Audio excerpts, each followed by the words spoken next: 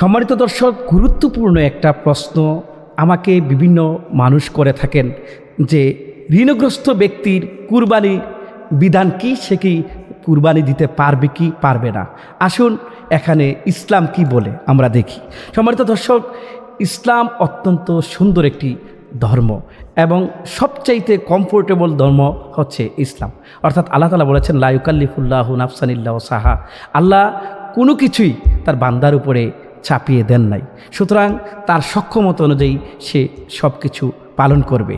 ঋণ করেও কুরবানি করতে পারবে কিনা অথবা ঋণগ্রস্ত ব্যক্তি কুরবানি করতে পারবে কিনা এটা নিয়ে, হ্যাঁ সম্মানিত দর্শক, ঋণের কিছু ক্রাইটেরিয়া রয়েছে। কিছু কিছু ঋণ আছে ব্যাংকের সাথে, কিছু কিছু ঋণ আছে মানুষের সাথে। এখানে কিন্তু ঋণের অনেক বেশি ভেরিয়েশন আছে। বিভিন্ন মানুষ বিভিন্ন কেন্দ্রিক ঋণ থাকে, অথবা কেউ কেউ কিস্তির সাথে ঋণ থাকে। অর্থাৎ এই সবগুলো কিন্তু এক নয়। হ্যাঁ, তবে ঋণ করেও কুরবানি করতে পারেন, কিন্তু তা আবশ্যক নয়। আপনি যদি ঋণটা করে কুরবানি করতে চান, ঋণ করে, তাহলে আপনি কুরবানি করতে পারেন, কিন্তু এটা আবশ্যক নয়। সম্মানিত দর্শক, হ্যাঁ, আপনার এমন হলো যে আপনি কুরবানির সম্পূর্ণ আপনার মালিকে নেশাব অর্থাৎ নেশাব পরিমাণ সম্পদ আছে, কিন্তু কুরবানির কয়েকদিন আগে আপনি বিপদে পড়ে গেছেন, আপনার যে কোনো একটা বিপদ হয়ে গেছে, হাসপাতালে চলে যেতে হয়েছে, বিভিন্ন কারণে আপনি ঋণগ্রস্ত হয়েছেন, কিন্তু আপনার মালিকের নেশাব আছে। কিন্তু মালিকের নেশাব থাকলে অবশ্যই আপনি ঋণ করে, অর্থাৎ এই মুহূর্তে আপনার কাছে টাকা নাই কিন্তু পরবর্তীতে আবার টাকা হয়ে যাবে, এরকম হলে আপনি কুরবানি করতে পারবেন। কেননা আপনার এই মুহূর্তে আপনার কাছে টাকা নাই, কিন্তু 3-4 দিন পরে অথবা 1 মাস পরে আপনার টাকা হয়ে যাবে। আপনি যদি কোনো সহৃদয়বান ব্যক্তি পান, তাহলে আপনি ঋণ করেও কুরবানি করতে পারবেন। অর্থাৎ কোনো ঋণগ্রস্ত ব্যক্তিও কুরবানি করতে পারবেন, ইসলাম সেটা জায়েজ করে দিয়েছে। সম্মানিত দর্শক, কেউ কোনো গরিব মিসকিন এতিমও যদি কুরবানি করতে চায়, সেটা তারা করতে পারবে, তাদের সওয়াব হবে।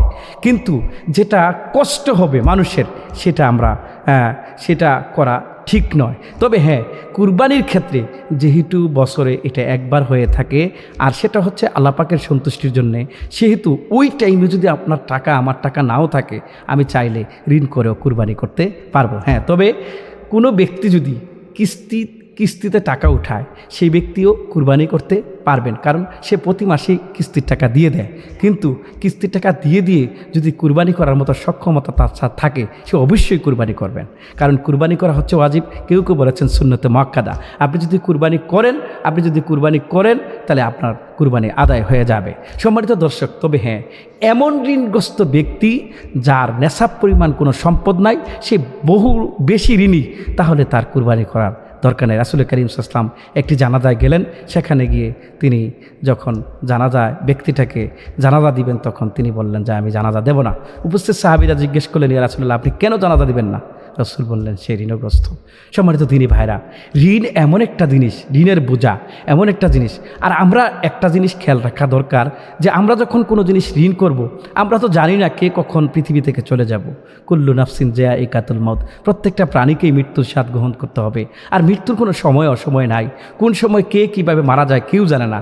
আমরা চেষ্টা করব কোথাও থেকে ঋণ নিয়ে আসলে আমরা সেটা ডায়েরি মেনটেন করে লিখে রাখবো, এমনকি বলে দিয়ে যাব যে আমি যখন মরে যাই, আমার ঋণগুলো আমার ওয়ারিশ যারা, আমার ছেলেরা, আমার মেয়েরা এবং আমার ভাই অথবা আমার আপনজন যারা আছেন, অভিভাবক, আপনারা কিন্তু এই ঋণগুলো দিয়ে দেবেন। এমনকি তাদেরকে জানিয়ে দিয়ে যাওয়া যে এই জায়গায় আমার ঋণগুলো লেখা আছে। অথবা আপনি যদি কারো কাছে টাকা পাওনা থাকেন, এটাও তো আপনার ফ্যামিলি না জানতে পারে, সেজন্য আপনি লিখে রাখতে পারেন যে আমি অমুকের কাছে এত টাকা পাওনা আছি, আমি মরে গেলেও তোমরা টাকাটা নিয়ে আসবা, উঠায় নিয়ে আসবা। সম্মানিত দর্শক, সেই ক্ষেত্রে আমরা সতর্কতা অবলম্বন করব, কারণ ঋণের কারণে হাসরের ময়দানে কিন্তু ঋণের কারণে তখন টাকা চলবে না, তখন বিনিময়ে চলবে আমলের বিনিময়ে আমল। সেই সময় কিন্তু আমি ধরা পড়ে যাব। সম্মানিত দর্শক, এজন্য আমরা চেষ্টা করব ঋণ করেও আমরা কুরবানি করতে পারবো, কিন্তু কিন্তু আবশ্যক নয়, এটা আপনার জন্য জরুরত নয়। অর্থাৎ যার কাছে নিসাব পরিমাণ সম্পদ থাকবে 3 দিন, অর্থাৎ যেই দিনগুলোতে কুরবানি করা জায়েজ, ওই দিনগুলোতে যার কাছে নিসাব পরিমাণ সম্পদ থাকবে সেই কুরবানি দিতে পারবে।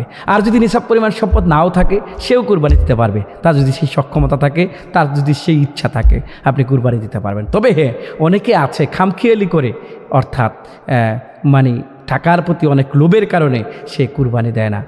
তার ইস্তেতাআত থাকা সত্ত্বেও, সক্ষমতা থাকার পসিবিলিটি থাকার সত্ত্বেও, তাহলে এবিলিটি থাকা সত্ত্বেও যারা কুরবানি দেয় না তারা কিন্তু গুনাহগার হয়ে যাবেন। সম্মানিত দর্শক, আল্লাহ সুবহানাহু ওয়া তাআলা আপনার কাছে কিন্তু বেশি কিছু চান নাই।